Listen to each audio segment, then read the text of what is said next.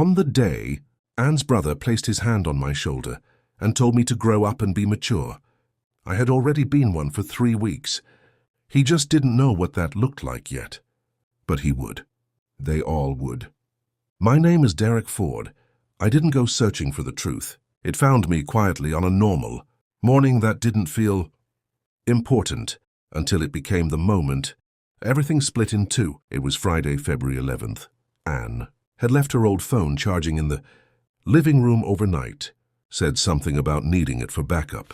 At 7:20 a.m., I came downstairs, half awake, made my coffee, and sat at the kitchen table like I had 100 times before.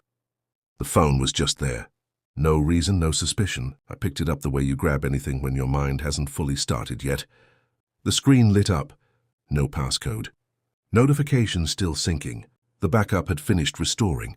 And in less than 4 minutes, my entire life rearranged itself into something unrecognizable. I wasn't snooping. I wasn't looking for anything. But the messages opened one after another, like they had been waiting for me. I read the first, then the second. Then I stopped counting. 11 months. 11 months of conversations between my wife and a man I trusted without hesitation.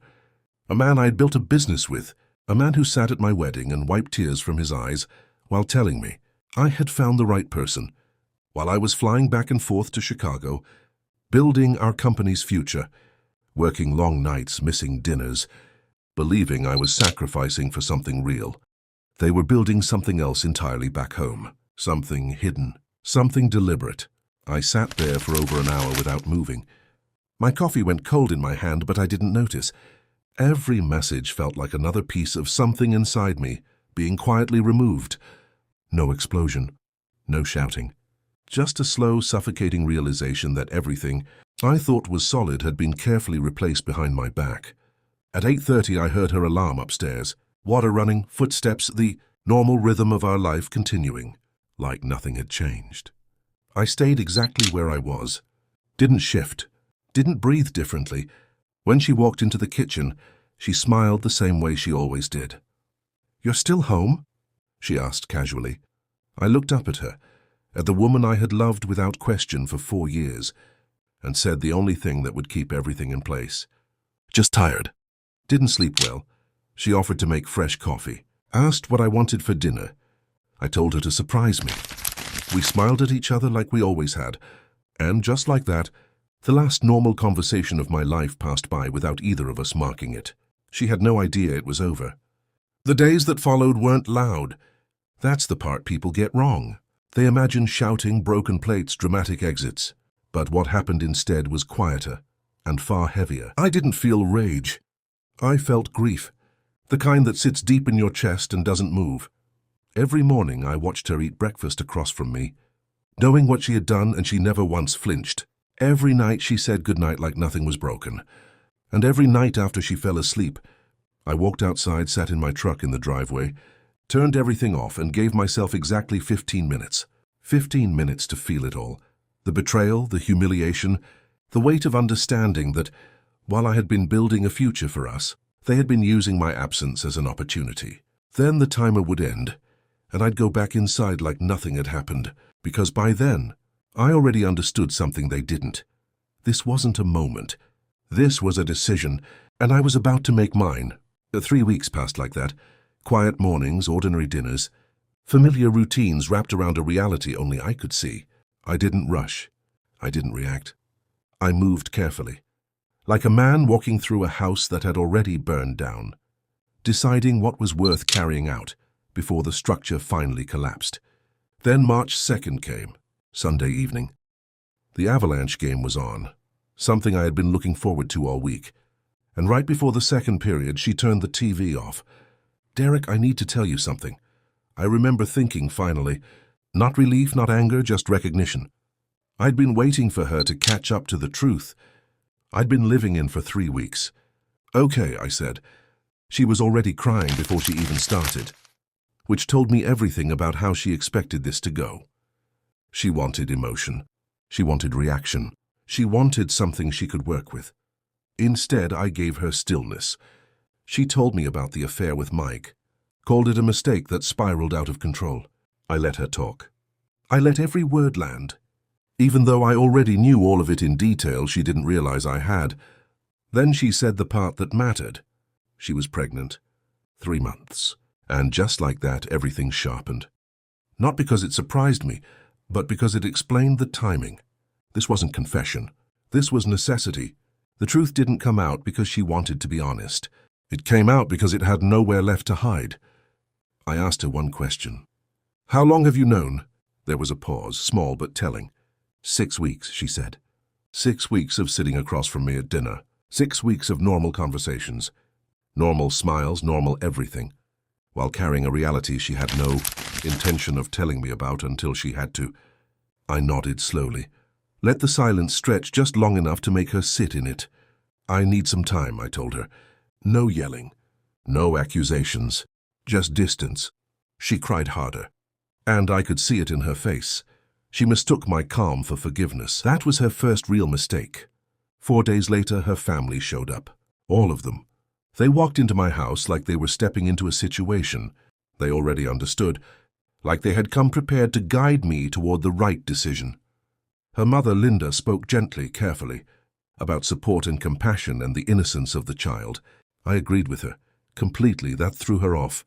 She had expected resistance, something she could counter, but I wasn't there to argue. I told her I just needed time to decide what kind of man I wanted to be in this situation. She reached for my hand like that settled things.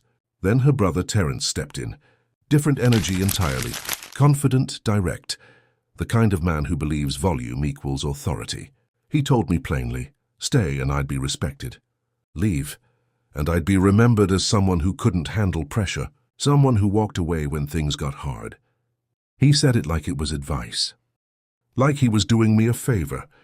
I listened, nodded, even thanked him. Because in that moment, what none of them realized, not Linda, not Terence, not anyone sitting in that living room trying to shape my future, was that I had already made every decision that mattered. I wasn't standing at a crossroads. I had already chosen my direction. While they were talking about maturity and forgiveness, I had already met with a lawyer twice. The divorce papers weren't an idea, they were ready. Sitting upstairs in my office was a file, filled with documented proof that didn't just end a marriage, it dismantled everything. Mike thought he still had. I had spent those 3 weeks not breaking down, but building something else entirely, quietly, methodically, completely. So, while Terence sat there believing he had defined my legacy in a single sentence, I just looked at him and said, "You're right. I need to think carefully about the kind of man I want to be." He leaned back, satisfied. The room relaxed. They thought the conversation was over. What they didn't understand was this. My silence wasn't confusion. It was control. And the moment they were all waiting for was already on its way. What they didn't see coming was how quiet consequences can be when they're done right. While Anne and her family believed they had time to guide me toward acceptance, I was already finishing what I started. The first call I made, just 3 days after finding the messages, was to a family lawyer. No drama, no hesitation, just facts, timelines, and a plan. She told me something simple that changed everything. Stop talking.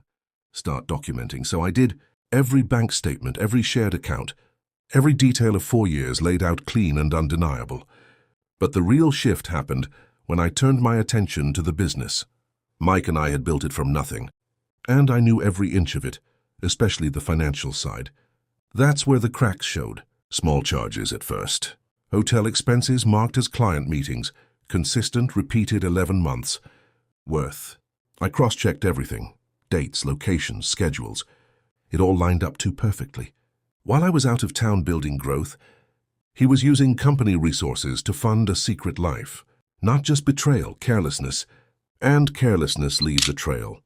22 separate instances, documented and organized, sitting in a folder that didn't look emotional at all. It looked professional. That was the difference. When I brought it to my lawyer, she didn't react emotionally either. She just recognized what it was, leverage. Real undeniable leverage.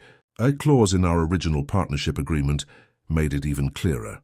Misuse of company assets meant immediate loss of control. No debate, no negotiation, just consequence. So I acted, quietly, precisely. On March 19th, the legal notice went out. Not a phone call, not a confrontation, just paperwork, delivered to both his office and his home at the exact same time. No room to spin it, no chance to prepare. His call started within hours. I didn't answer a single one, not because I didn't have something to say, but because he didn't deserve to hear it. Some people don't earn closure. They earn silence. By the time everything settled, I walked away with what actually mattered. The clients, the work, the foundation we had built. He kept the name. That was it. And a name doesn't carry weight when the trust behind it is gone. The rest unfolded on its own. I didn't argue with Anne's family again. I didn't defend myself. I simply made sure they saw the truth, one conversation at a time. No theatrics, just clarity. And clarity has a way of dismantling illusions faster than anger ever could. The divorce finalized without noise. No scenes, no spectacle. Just an ending that had already happened weeks before anyone else realized it. I started over, but not from nothing. From experience, from discipline, from the understanding that sometimes the strongest move isn't reacting, it's rebuilding. Anne and Mike stayed together from what I heard, but relationships built in secrecy don't always survive exposure. And honestly, that part stopped mattering to me. What mattered was this: I didn't lose everything. I removed myself from something that was already broken. And in doing that, I gave myself something they could never take back: peace.